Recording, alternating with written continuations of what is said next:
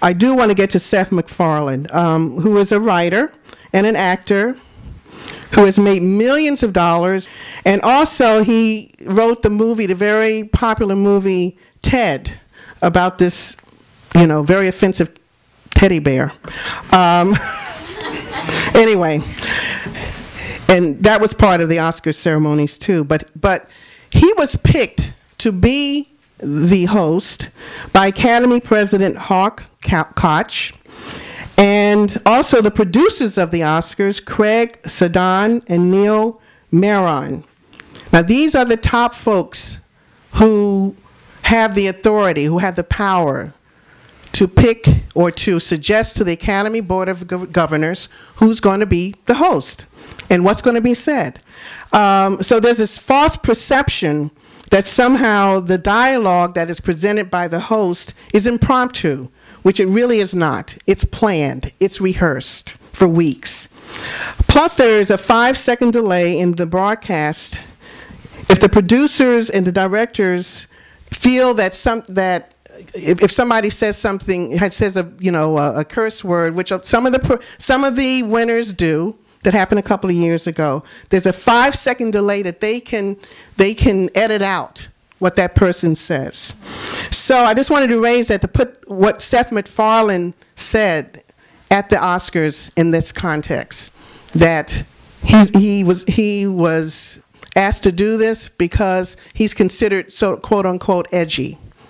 And what edgy means is that he can push the envelope, see how far he can push the envelope with whatever he says. And he said a lot.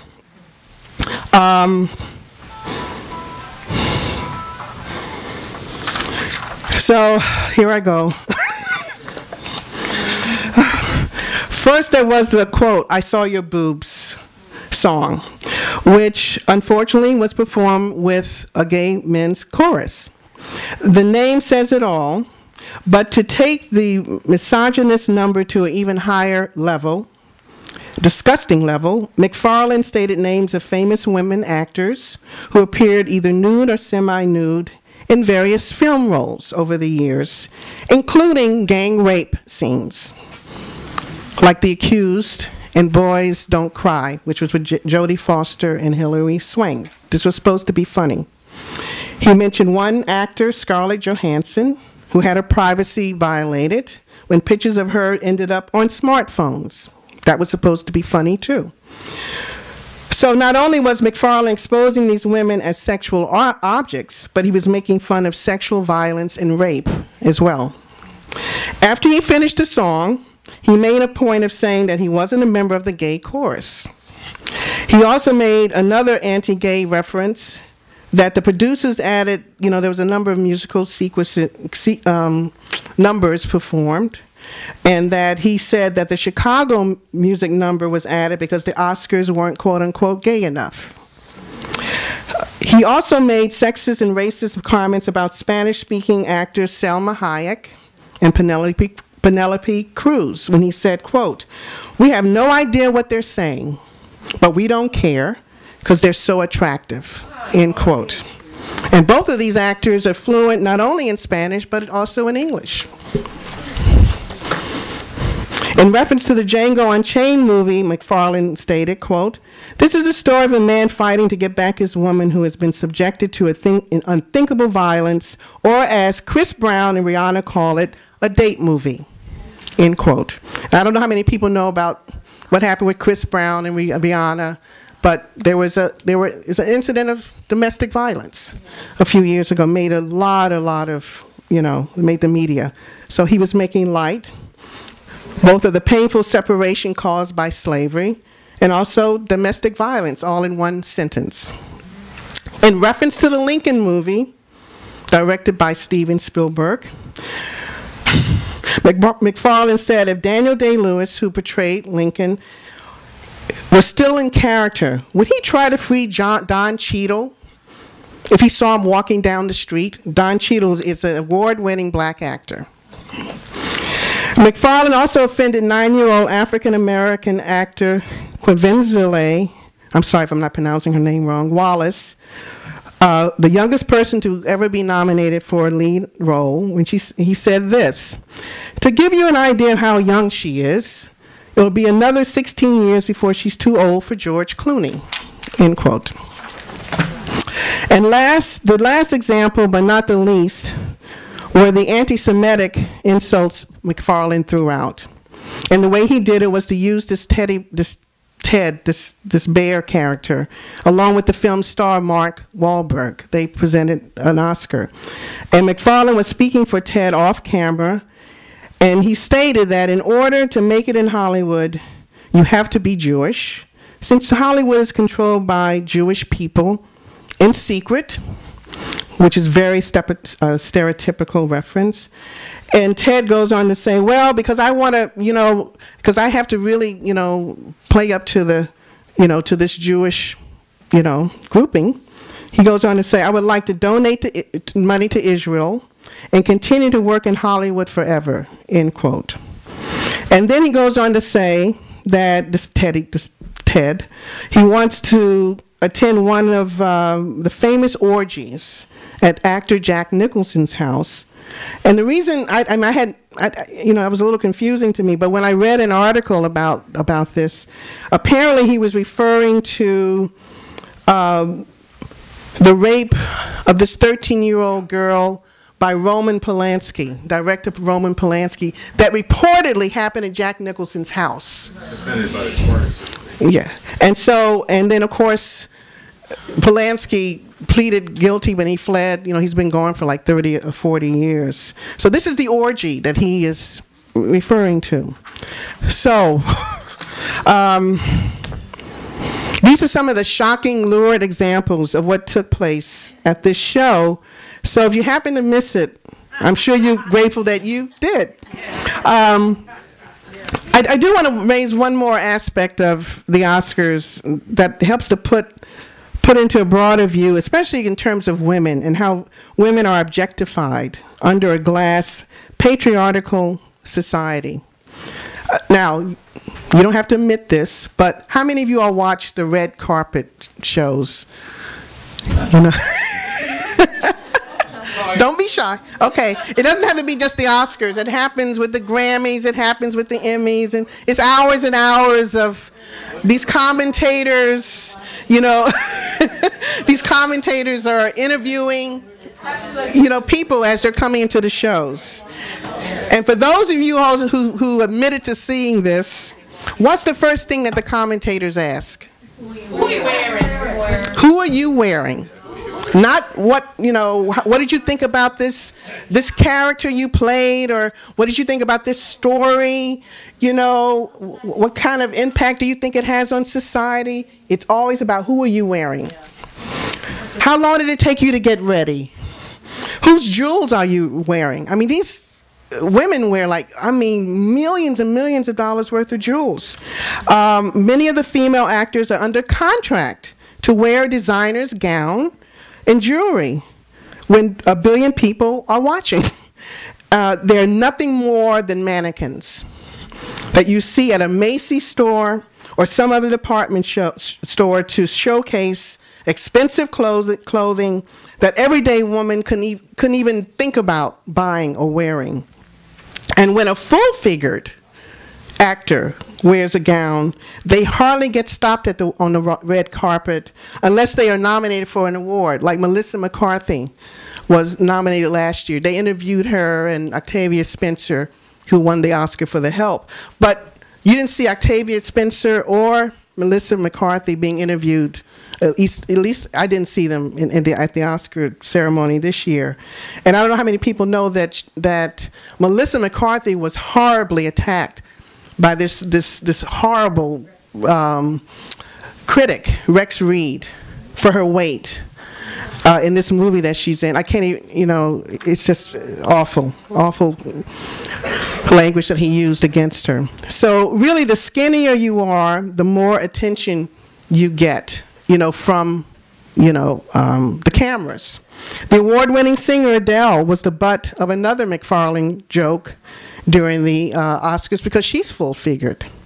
So again, this is the broad scope in which women are so horribly singled out, specifically at the Oscars, and really how they are generally objectified throughout capitalist society. The show was so blatantly horrible that Assemblywoman Bonnie Lowenthal and Senator Hannah Beth Jackson, who head up the California legislature's Women's Caucus, sent a protest letter to the Academy President Koch asking him to publicly disavow himself from McFarland's remarks, which they characterize as, quote, crossed the line from humor to misogyny, end quote. And to this day, Koch has not responded to this letter. And really it would have been so tremendously uplifting if a number of the female actors, prominent and not prominent, they didn't have to be just actors, it could be anybody in the movie industry. They could have held a press conference the next day after the Oscars with other women not connected to the industry to condemn the producers and McFarland for the sexism along with the racism and the homophobia at the ceremony, and ask for a public apology and a pledge that such behavior would not be longer tolerated on the show. I mean, millions of us would have applauded this, this reaction in terms of showing solidarity with this response. But the fact that something like this didn't happen at the Oscars reflects the fact what Deirdre was saying about how the movements in this country have become paralyzed or remain paralyzed, especially around the re-election of Obama. They're still on the defensive, and despite the fact that certain sectors of the women's movement are still basking in the re-election of Obama, like the unions and the civil rights group. It has a paralyzing effect. So as long as the women's movement remains narrow and paralyzed, female actors are going to be consumed with getting bigger parts, bigger paychecks, no matter how much degradation is heaped upon them. Now, this talk could easily end on a sad note, but as revolutionaries, we know that the root problem of women's oppression and all the other oppressions that we always see as interconnected with each other because it's all part of the class struggle, we know that what it's going to take to get rid of all of them, which is a revolutionary transformation of society, as Cuba was able to carry out over 54 years ago. But we also know that a socialist revolution is a process which has to take necessary steps of building unity and solidarity amongst our class, including right here in the largest imperialist country in the world. And one way we can counter this in the immediate sense is with International Working Women's Day. And we're so excited about this month that's coming up. I mean, if we want to channel all our anger and frustration from what's happening with the budget cuts and what's happening, on TV and in the movies, this is one good way of doing that. We have a tremendous coalition. We had a coalition meeting on February 18th. About 25 women came upstairs at the Audre Lorde Project. And out of the 25 women who were there, 20 of them were Black and Latino. I mean, it was just an amazing, for the women who were there, it was just an amazing situation where people were, we were mainly talking about how we're going to honor Harriet Tubman, because this is the centennial of her death, March 10th. So a lot of women came from Harlem, from Brooklyn, from the Bronx, from right here, in Manhattan and so forth. And it was really a great, great meeting. So as Alex was pointing out, we have these activities that are happening on March 9th. We're going to be meeting at the Triangle Shirtwaist Memorial, where we're going to have a speak out and a vigil, not only to pay homage to these young immigrant garment workers who lost their lives tragically in a fire when the bosses locked the factory doors, but also to link that development over 100 years ago to what's going on today with women. And so we're going to be meeting and having a speak out there, and then we're going to be marching to a march and rally against sexual violence against women, which is being organized by the Women Organized to Resist and Defend. That's going to be at Washington Square Park. And then there's going to be 3 important events around Harriet Tubman. One is March 10th in Harlem at an African Episcopal church. One of our coalition members is organizing that. And also Boys and Girls High School in Brooklyn, which is being co-sponsored with the Care Center, which works out of Boys and Girls High School. And then our sisters in La Pena del Bronx, and also Women Workers for Peace, they're organizing a tribute to Harriet Tubman on Sunday, March 24th at the Bronx Art Space Gallery. So we have a calendar of events here. We hope that people take leaflets, put them up, get them out everywhere. We're going to have a work session here tomorrow where Leland has laid out a beautiful banner that we're going to be painting for March 9th. We're going to be putting together placards, Harriet Tubman placards, and placards that, you know, of all different kinds of demands, because the main motto of our coalition is that every issue is a woman's issue. So we want to talk about education and childcare and food and, you know, fighting against all forms of violence against women, and just the need for union jobs and not mass incarceration. Sarah and Dolores did a wonderful press release that we got out last night on these events. And Irma, who is one of the main organizers from Gabriella USA, has set up a wonderful Facebook page that is getting a lot of hits in terms of support for March 9th. So we really hope you come to the work session tomorrow if you can, from 12 to 4. Men are invited as well.